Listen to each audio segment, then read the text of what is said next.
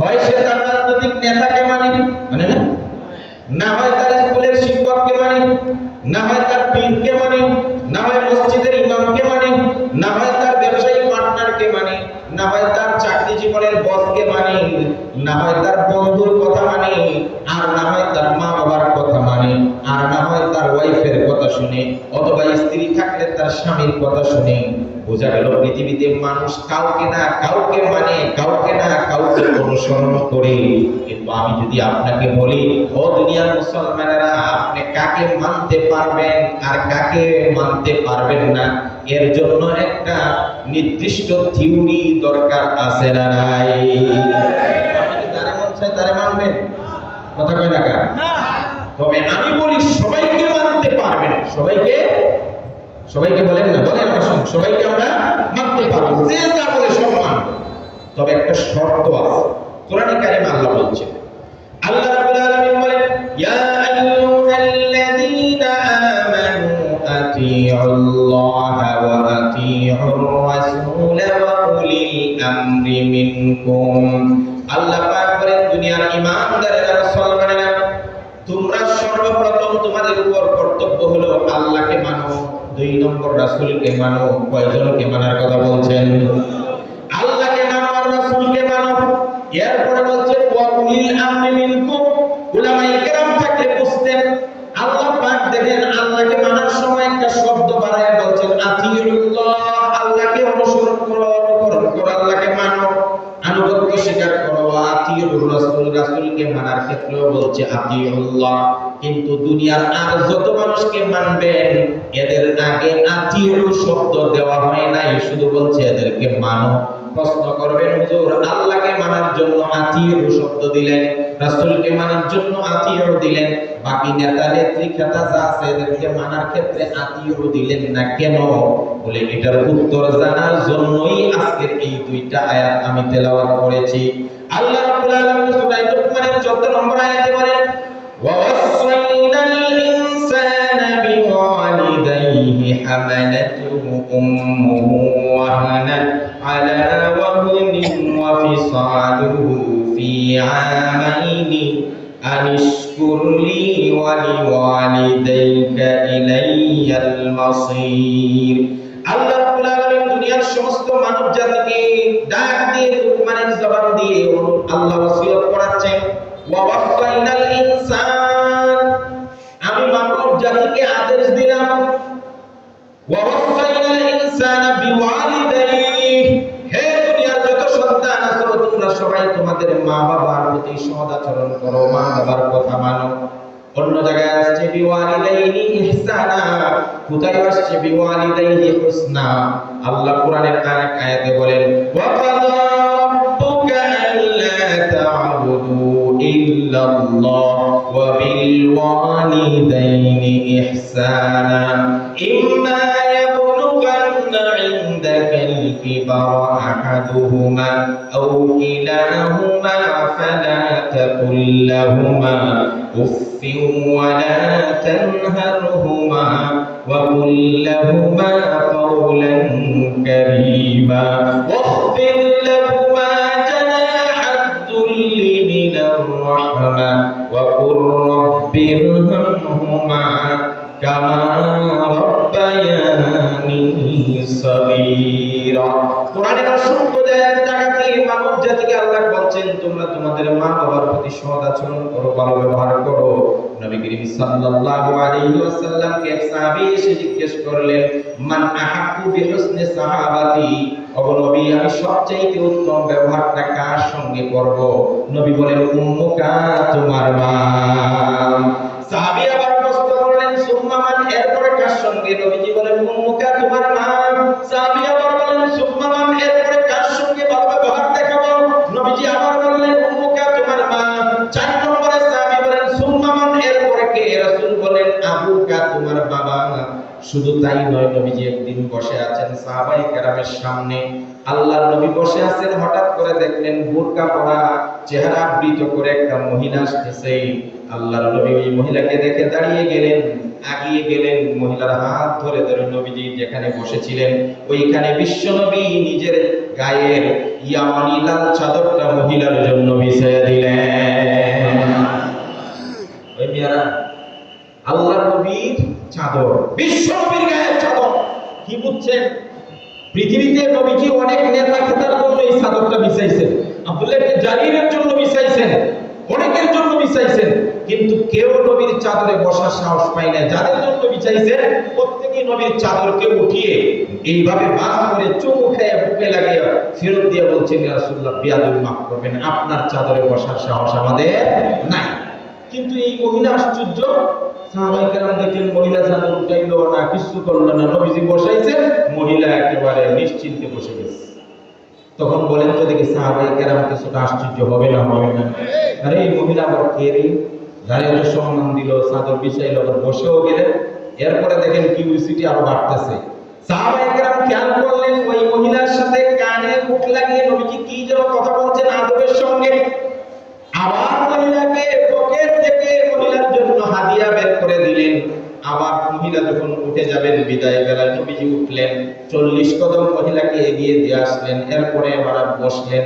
এবার বসে থাকলে বলুন তো সাহাবায়ে কেরামের ভিতরে কৌতূহল জন্মাইছে না জন্মাই নাই? আরে এই মহিলা কে রে? যারে চাদর বিছাইলো, টাকা দিল, আদব দেখাইলো, আগায়া দিল, এগিয়ে আনলো, এই মহিলাটা কে জানতে হবে। এবার সাহাবায়ে কেরাম বললেন, ইয়া রাসূলুল্লাহ, ইয়া হাবিবাল্লাহ, জানতে বড় ইচ্ছা করে কে সে সৌভাগ্যবতী মহিলা যাকে আপনি এত সম্মান দেখালেন, এত সম্মানের মর্যাদা দিলেন এই মহিলাটাকে। আল্লাহর নবী বলেন, সাহাবীরা রে, আমি আমার জন্মের আগে আমার জন্মদাতা বাবাকে হারাইছি। আমি যখন আমার মায়ের পেটে আমার বাবা দুনিয়া থেকে বিদায় হয়ে যায়, জন্মের কয়েক বছরের ভিতরে আমার মাও দুনিয়া থেকে চলে যায়। আমি বড় হওয়ার আগে আমার মাও নাই, বাবাও নাই, চিরয়তীম হয়ে আমি দুনিয়াতে আসছি। ও দুনিয়ার মুসলমানরা শোনো, এই জন্য ইয়াতীমদের ব্যাপারে রাসূলুল্লাহ কত সুন্দর কথা বলছেন। নবীজি বলছেন, আনা ওয়া কাফিরুল ইয়াতীম ফিল জান্নাতি কাহাদাইন। ও আমার উম্মতেরা, আমি ইয়াতীমদের সর্দার হইয়া দুনিয়ার জীবনে আগমন করলাম। সুতরাং কোন মানুষ যদি ইয়াতীমের জিম্মাদারি নেয়, কোন মানুষ যদি ইয়াতীমের মাথায় হাত বুলায়, তার হাতের নিচে যদি কোনো পশম করবে, সমান সওয়াব আল্লাহ দান করে দিবেন। শুধু তাই নয়, রাসূল বলেন, কোন মানুষ যদি একটা ইয়াতীমের লেখাপড়ার দায়িত্ব নেয়, একটা ইয়াতীমকে বছরে 2টা পোশাক দান করে, একটা ইয়াতীমকে যদি মাঝে মাঝে একটু খাওয়ায়, একটু আপ্যায়ন করে, আল্লাহর নবী বলেন, একটা ইয়াতীমের জিম্মাদারি যে গ্রহণ করবে, আমি নবীর সঙ্গে জান্নাতে এসে এত কাছে থাকবে, এত কাছে থাকবে, 2টা আঙ্গুল যত কাছে। সুবহানাল্লাহ বলা যায় না? এই মিয়া আরবিতে 2টা আঙ্গুলকে বলে রাসূল বলছেন, ওয়া আশারা বিসাবাবাতি ওয়াল মুস্তাহ। ভাই এই মধ্যমা তর্জনী 2 ধারে এক জায়গায় কইরা দেখাইছে, ইয়াতীমরে যে সহায়তা করবে, সাহায্য করবে, দায়িত্ব নিবে, জিম্মাদারি নিবে, সে আর আমি কত কাছে থাকবো, এই 2টা আঙ্গুল যত কাছে। সুবহানাল্লাহ, কথা বুঝেননি আপনারা? যাই হোক, এটা ভিন্ন কথা। এই জন্য পারলে এতিমদের একটু সহযোগিতা করবেন। এলাকার কোনো এতিম থাকলে তার মাথায় হাত বুলাই দিবেন, তার একটু খোঁজ নিবেন। আপনার ছেলেকে যদি 10,000 টাকার মার্কেট করেন, তারে অন্তত 200 টাকা দিয়ে একটা পাঞ্জাবি দিয়েন, একটা লুঙ্গি দিয়েন, একটু জুতা দিয়েন, অন্তত তারপরে 1 প্যাকেট সেমাই হলেও দিয়েন, 1 কেজি চিনি হলেও দিয়েন। কারণ নবীজি সাল্লাল্লাহু আলাইহি ওয়াসাল্লাম বলছেন, আমার কাছে জিবরাইল যতবার ওহী নিয়ে আসছে, প্রত্যেকবার বলছে, সাবধান, নবীজি আপনার প্রতিবেশীর হক আপনার প্রতি আছে, প্রতিবেশীর হক আছে, প্রতিবেশীর প্রতি খেয়াল রাখবেন। আল্লাহর নবী বলেন, আমার ভয় করছে যে রাসূল জিবরাইল এতবার প্রতিবেশীর হকের ব্যাপারে বলছে, না জানি আমার সম্পদের মধ্যে প্রতিবেশীর ওয়ারিস বানায় দেয় কিনা। আল্লাহু আকবার বলেন আল্লাহ। সুতরাং যদি কেউ পেট পড়ে খায় ঘুমায় আর তার প্রতিবেশী ক্ষুধার্ত অবস্থায় না খেয়ে চটপট করে, কিয়ামতের দিন তার কাছ থেকে আল্লাহ হিসাব নেবে। কথা বলেন ঠিক কি? যাই হোক, এটা ভিন্ন আলোচনা। সাহাবায়ে কেরাম জিজ্ঞেস করলেন, ইয়া রাসূলুল্লাহ, ইয়া হাবিবাল্লাহ, মহিলাটা কে যাকে এত যত্ন, এত আদর করলেন, এত সোহাগ দিলেন? আল্লাহর নবী বললেন, আমি আমার মা বাবা 2জনকে অবুঝ অবস্থায় হারাইলাম। আমি তোমাদেরকে মা বাবার এত ওয়াজ করি, আল্লাহর কোরআনে মা বাবার সম্মানের কথা এত বলেছেন, আল্লাহ রাব্বুল আলামিন বলছেন হামালাতু উম্মুহু ওয়াহনান আলা ওয়াহনিন ওয়া ফিসালুহু ফি আমাইন। কেন সাহাবীর প্রশ্নের জবাবে মার ব্যাপারে তিনবার বলেছেন মা, কারণ মারা তিনটা কষ্ট করে পৃথিবীর কোনো মানুষই তিনটা কষ্ট শেয়ার করে না। এক নম্বর হলো মা কমপক্ষে 10 মাস 10 দিন একটা সন্তানকে পেটে ধারণ করে। দুনিয়ার মানুষগুলোরে যদি আপনি আমার পেটে ছোট্ট একটা টিউমার হয়, যন্ত্রণায় ভালো লাগে না, কতক্ষণে অপারেশন করব। যাদের অ্যাপেন্ডিসাইটের ব্যথা হইছে তারা বুঝেন 3 ঘন্টা 6 ঘন্টার ভিতরে অপারেশন না করলে ছটফট করে মারা যায়। যদি কারো ভিতরে টিউমার থাকে কতক্ষণে অপারেশন করবে, পাগলের মতো হয়ে যায়। যদি একটু গ্যাস্ট্রিকের ব্যথা হয় ছটফট করতে থাকে। আর যদি আপনার পেট আর বুড়িটা একটু ভারী হয়ে যায় তাহলে আপনার ঘুমাইও শান্তি নাই, আর বসেও শান্তি নাই, টয়লেটে গিয়েও শান্তি নাই, কারণ পেটটা বড় হয়ে গেছে। আর একটু চিন্তা করে দেখেন 10টা মাস একটা মহিলা একটা জীবন্ত মানুষ আর একটা জীবন্ত মানুষকে পেটে নিয়ে কেমনে কাটাইছে একটু কল্পনা করে দেখবেন।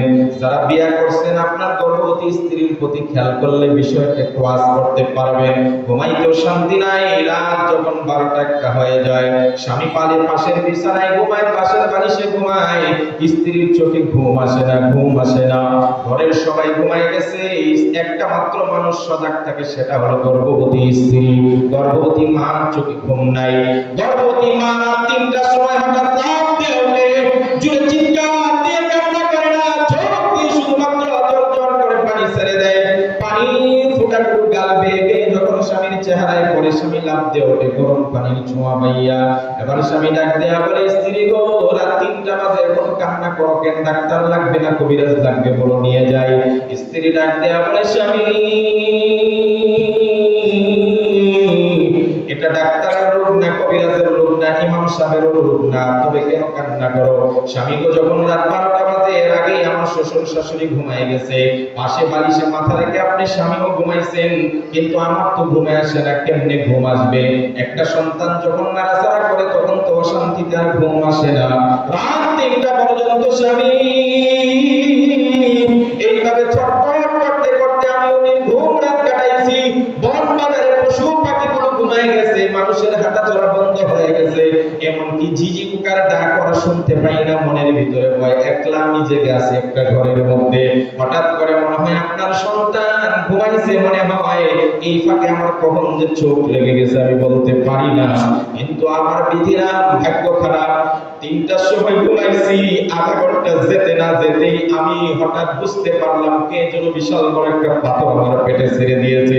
স্বামী গো, এত বড় একটা পাথর আমার পেটে পড়ছে, মনে হয়েছে নারী বুড়ি সব পায়খানার রাস্তায় বের হয়ে যাবে। ও আমার আদরের স্বামী, আসলে পাথর পড়ে নাই পেটে, আপনার ওই স্বর্গত সন্তানটা এমন জোরে পেটে লাগি মেরে দিয়েছে, এক লাথিতে মনে হয় চামড়া পেটে সব বের হয়ে যাবে, আর না হয় নারী বুড়ির পায়খানার রাস্তায় বের হয়ে যাবে। স্বামী গো, তার যন্ত্রণায় ছটফট করতে করতে আমি রাত 3:30 বাজে উঠে গেছি, আর ছটফট করে চোখের পানি ছেড়ে দিয়েছি। সুবহানাল্লাহ।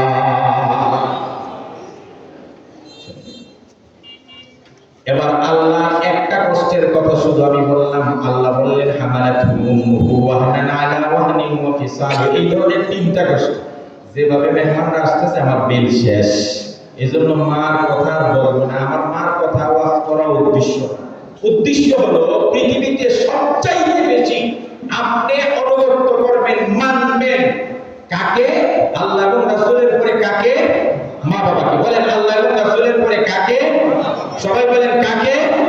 এজন্য দেখবেন আল্লাহ অনেক জায়গার মধ্যে যেখানে আল্লাহর গোলামি আর ইবাদতের কথা বলেছেন, এরপরেই বলেছেন তোমার মা বাবার প্রতি সদাচরণ করো।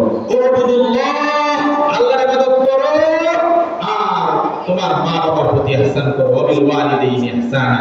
আমার কথা গুছাইয়ে নিয়ে আসছি, মেহমানরা চলে আসে। বলেন তো দেখি, আল্লাহ এবং তার রাসূলের পরে যদি কারো কথা মানতে হয়, কারো কথা শুনতে হয়, কারো আনুগত্য করতে হয়, সবচাইতে বেশি হকদার হলো প্রথম মা। বলেন মা। বলেন মা। কয়বার বলছে মার কথা? কেন 3বার বলছে আমি বিস্তারিত বলতে পারলাম না, একটা শুধু দেখাইছি। এই ধরনের আরো 2টা কষ্ট আছে। এরপরে হলো বাবা। ধরে নিলাম আমরা মা আর বাবা, কথা ঠিক আছে? তাহলে আপনারা কার কথা শুনবেন? মা বাবা। আচ্ছা, এখন মা বাবার চাইতে বড় তোমার কোন নেতা খেতা শিক্ষক এই সেই পীর কেউ আছে? আল্লাহ রাসূল তো বিনা শর্তে মানতে হবে মেয়ে। আল্লাহ রাসূলের ক্ষেত্রে কোনো শর্ত নাই। কথা কেন কেন? এরপরে স্থানের কথা বলেন, এরপরে কাকে সবার আগে মানবেন? সবাই মুখ দিয়ে বলেন কাকে? আরো জোরে বলেন।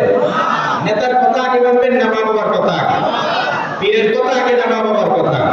যদি মা বাবা যদি শরীয়ত বিরোধী না হয়, এটা তো বুঝেন। আচ্ছা তাহলে বুঝলাম আমরা মা বাবাকে মানতে হবে। এখন আমি এই আয়াত নাযিল হইছে পরে সাহাবী হযরত সাদ ইবনে মালিক রাদিয়াল্লাহু তাআলা তাফসীর আল-ওয়াসিত লিতানতাবি, তাফসীর কুরতুবী, তাফসীরে তাবারী সহ অসংখ্য তাফসীরে ঘটনা আছে। সাদ ইবনে মালিক, কথা শেষ খুব মনোযোগ দিয়ে শুনবেন, এটা আমার লাস্ট মেসেজ। যদি মেসেজটা না দিতে পারি তাহলে এতক্ষণ কথা বলার কোনো মানে নেই। সাদ ইবনে মালিক ছিলেন মক্কাতে সবচেয়ে মা ভক্ত। মার কথায় উঠতো, মার কথায় বসতো, মার কথায় সারা এক কদম সামনে বাড়তো না। সাহাবীর নাম সাদ ইবনে মালিক। এইদিকে রাসূলুল্লাহ যখন দাওয়াত দিতেছে ইসলামে, সাদ ইবনে মালিক লুকিয়ে লুকিয়ে রাসূলের দরবারে গিয়ে কথা শুনে শুনে একটা সময় রাসূলের প্রতি ভক্ত হয়ে গেছে। সংক্ষেপ করতেছি, হযরত সাদ ইবনে মালিক মুসলমান হয়ে গেছে। সুবহানাল্লাহ। আরো জোরে বলুন সুবহানাল্লাহ। কথা শর্ট, কত শর্টে করতেছি আমি। এখন সাদ ইবনে মালিক একদিন মুসলমান হইছে। মুসলমান হওয়ার যাওয়ার পরে এখন রাসূলের কথা কম শুনবে না আরো বেশি শুনবে? সময় কম দিবে না আরো বেশি দিবে? এখন তো স্কুলের ছাত্র হয়ে গেছে। এখন এইভাবে লুকিয়ে লুকিয়ে যেতে যেতে একদিন বেশি শুনতে শুনতে আর হুঁশ নাই বাড়ির যাইতে, রাত অনেক গভীর হয়ে গেছে, বাড়ির কথা ভুলে গেছে। হঠাৎ মনে হয়েছে আরে আমার তো মা তোমার জন্য অপেক্ষা করতেছে। রাসূলকে বলছে হুজুর আমি যাই, করছে যাও। দৌড়ায় আসছে বাড়িতে। বাড়িতে এসে দেখে মা তো একেবারে রাগে গুসায় টলটম্বুর হয়ে গেছে। যেই মাত্র আসলো সাথে সাথে উকিলের মতো জেরা শুরু করছে, স্যার কোথায় ছিলেন দিন রাত পর্যন্ত? এবার সাদের উত্তরটা শুনলে মার রাগ কমবে না বাড়বে, কারণ সাদের মা কিন্তু মুশরিকা, মুহাম্মদের নাম শুনলে আগুন জ্বলে যায়। হযরত সাদ বললেন না, আমি ওই দরবারে নবুয়তে ছিলাম যেই দরবারে নবুয়তের কদম চুমতে পারলে দুনিয়া ধন্য হয়ে যায়। মুহাম্মাদুর রাসূলুল্লাহ সাল্লাল্লাহু আলাইহি ওয়াসাল্লামের দরবারে ছিলাম। হযরত সাদের মা বলে, সাদ রে মুহাম্মাদের দরবারে তোমার কাজটা কি? বলে, মা আমি তো মুহাম্মদ সাল্লাল্লাহু আলাইহি ওয়াসাল্লামের ধর্ম গ্রহণ করে মুসলমান হয়ে গেছি। যেই মাত্র সাদের মা বলল, সাদ বলল মুসলমান হয়ে গেছি। সাদের মা বলল, তুমি যে মুসলমান হয়েছো আমার অনুমতি নিয়েছো কি? হযরত সাদ বললেন, মা দুনিয়াতে সবকিছুর অনুমতি তোমার কাছ থেকে নেই, কিন্তু ইসলাম গ্রহণ করার জন্য দুনিয়ার কারো অনুমতি আর পারমিশন লাগে না। হযরত সাদের মা আরো রেগে গেছে, ওই কি এক তো আমার নাজরে মুসলমান হইছে আর বলে আমার পারমিশন ছাড়াই মুসলমান হওয়া যায়। সাথে সাথে সাদের মা একটা কথা বলছে, মূল পয়েন্টটা এসে বলছে, ভাই আমি শেষ করতেছি, এই কথা না করলে সমস্যা আছে। আমি জানি আমার বড় বড় ভাইয়েরা আসছে, নাইম ভাই আসছে, ইউনুস ভাই আসছে, সমান বড় বড় সমানষ্ট করা যাবে। সাদের মা একটা কসম পেয়েছে, মক্কার মানুষেরা কথা বললে কিন্তু কথা রাখে, আমরা তো মুসলমানের কথা রাখি। সাদের মা বলল, ইন্না আকুতু তুআমান ওয়ালা আশরাবু শারাবান, যতক্ষণ হাত্তা লা তাতরুকাল ইসলাম আই মুহাম্মদ। সাদের মা বলল, সাদ তুমি সত্যি মুসলমান হইছো? হ্যাঁ। ইসলাম ছাড়বে না? কোন আমি ইসলাম ছাড়ার জন্য মুসলমান হইছে নাকি? তাইলে শুনে রাখো, যতক্ষণ পর্যন্ত তুমি ইসলাম না ছাড়বে ততক্ষণ আমি মা বলছি খাইবো না, পান করবো না। এইভাবে যদি আমার জীবন চলে যায় তারপর আমি খানা পিনা ছুঁয়েও দেখবো না। নাউজুবিল্লাহ বলেন। আগে বলছিলাম সাদ সবচাইতে বেশি মা ভক্ত। এখন মা শর্ত দিয়েছে, হয় ইসলাম ছাড়ো আর না হলে আমি খানা পিনা গ্রহণ করবো না, মরে যাবো। তাহলে সাদের সামনে পথ কয়টা? তাড়াতাড়ি করুন। একটা হলো হয় ইসলাম ছাড়তে হবে, আর না হলে মাকে মরতে দিতে হবে। মারে বাঁচাইতে হইলে কি ছাড়তে হয়? আর ইসলাম ধরে রাখতে হইলে কে মরে যায়? আপনারা হলে কোনটা করতেন? ইসলাম ছাড়তেন নাকি মারে মারতেন? কইতে হুজুর ইসলাম তো জীবনে বহুতবার গ্রহণ করা যাবে, আগে মারে বাঁচাইল। আর ইসলাম তো অনেক পরে। যদি কোনো নেতায় বলতো তুমি যদি এটা করো তাহলে আমার দলে থাকতে পারবে, তুমি যদি ভাস্কর্যের পূজা করতে পারো তাহলে আমার দলে থাকতে পারবে, আর না হলে থাকতে পারবে না। অপর দিকে ইসলাম বলছে ভাস্কর্যের পূজা করলে তুমি বেঈমান কাফের হয়ে যাবে। একজন মুসলমান চিন্তাও করে না, তার নেতা আগে নয় তার ইসলাম আগে। ইসলামকে তালাক দিয়া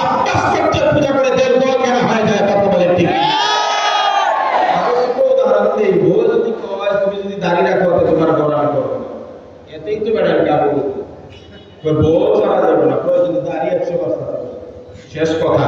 এখন সাত পড়ছেনি বিপদ মা আমি খাবো না পান করে একদিন গেছে গা সাদের মা খায়ও না পানও করে না।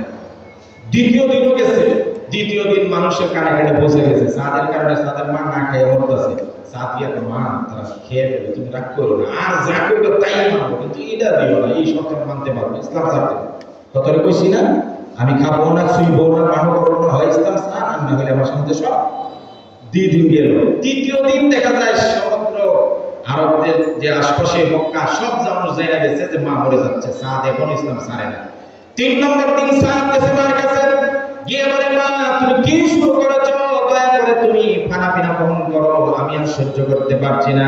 সাদের মা কয় তুই আমার কাছে একটা ফাইনাল জব শুনে যা এটা আমার ফাইনাল জব এরপরে আমার কাছে আসবি না তুই হয় ইসলাম ছাড়বি আর না হলে আমার কাছে আর আসবি না যতক্ষণ ইসলাম না ছাড়বি ততক্ষণ আমি এক ফোঁটা পানিও পান করবো না এক টুকরা খাবারও খাবো না হয় ইসলাম ছাড়বি আর না হলে আমি মরবো এইভাবে যদি না খেয়ে খেয়ে আমার জান চলে যায় তাহলে আমি মরতে রাজি তারপর তোর ইসলাম আমি পছন্দ করি না। বুঝে থাকলে বলুন তো সাদের মার পক্ষ থেকে ফাইনাল জব চলে আসছে হয় ইসলাম ছাড়বে আর না হলে মরবে এরপরে আর কোনো কথা তোর সঙ্গে আমার হবে না। সাদ চিন্তা করলো মা তো ফাইনাল জব দিয়ে দিয়েছে যতক্ষণ ইসলাম না ছাড়ি খানা পিনা ছুঁইবে না এবার আমার তো একটা ফাইনাল জব দেওয়ার দরকার। সাদ ডাক দিয়ে বলে মা আপনার ফাইনাল জব তো আমি শুনে গেছি আপনি ইসলাম না ছাড়লে খাবেন না পান করবেন না এই অবস্থায় মরে যাবে তবে আমার ফাইনাল জব তো আপনি শুনে যান আমার ফাইনাল জব হলো আল্লাহ আপনাকে কয়টা জীবন দান করছে। মা বলে আমাকে একটা জীবনই দিয়েছে একবার বললে আমার জীবন শেষ।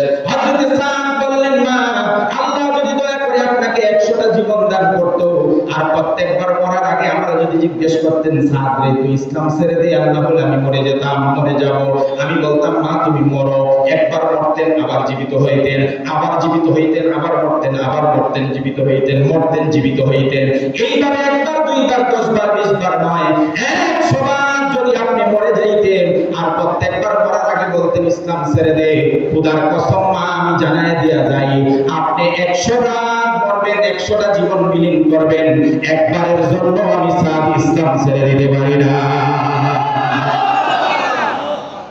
এখন সাদ জবাব দিয়ে শেষ আমি কথাটাকে মজা করে কইতে পারছি না গুরুত্ব দিয়ে বলতে পারছি না ভাইদের কারণে ভাইরা চলে আসছে বেয়াদবি হয়ে এখন সাদ কথা বইলা পেরেশানি করতেছে কথাটা কি ঠিক কইলাম মা 100 বার বললো আমি একবার ইসলাম ছাড়বো না আল্লাহ রাসূলের নারাজ করতে পারবো না কথাটা কি ঠিক করলাম এই চিন্তা করতেছে হঠাৎ রাসূলের কাছ থেকে খবর আইছে শুনে যাও তোমার ব্যাপারে আয়াত নাযিল হইছে ওই আয়াতটা হলো সূরা মানে 15 নম্বর আয়াত সাদের পক্ষে আল্লাহ জিবরাইলকে পাঠাইয়া রাসূলের কাছে আয়াত নাযিল করে বলছেন ওয়া ইন জাহাদাকা আলা আন তুশরিকা বি মা লাইসা লাকা বিহি ইলম ফালা তুতি'হুমা ওয়া সাহিবহুমা ফিদ দুনিয়া মা'রুফা। আল্লাহ পাক সাদের মাধ্যমে ওরা সমস্ত উম্মতদেরকে জানায় দিলেন যদি আল্লাহ এবং তার রাসূলের বিরুদ্ধে কোনো মা বাবা যায় মা বাবাকে 100 বার ছাড়া যাবে আল্লাহ রাসূলকে একবারের জন্য নারাজ করা যাবে না। সুতরাং আমার কথা শেষ মেসেজ লা তাআতা লি মাখলুকিন ফি মাসিয়াতিল খালিক আল্লাহ এবং তার রাসূলের বিরুদ্ধে কে কোনো নেতা কেন কোনো পীর কেন কোনো উস্তাদ কেন মা বাবা যদি আল্লাহর বিরুদ্ধে যায় রাসূলের বিরুদ্ধে যায় মুসলমান তার পক্ষে থাকতে পারে না। আমরা আল্লাহ এবং রাসূলের পক্ষে থাকবো এতে যদি আমার নেতা বেজার হয় বিশ্বাস বেজার হয় 100 বার পীর আর নেতারে আর শিক্ষকরে আর ভাই বেরাদার বন্ধুরে তালাক দিব একবারের জন্য আল্লাহ এবং তার রাসূলের বিরুদ্ধে যাব না কে কে রাজি আছে লিল্লাহি তাকবীর লিল্লাহি তাকবীর আল্লাহ সবাইকে কবুল করে বলেন আমিন ওয়া মা আলাইনা ইল্লাল বালাগ। আসসালামু আলাইকুম।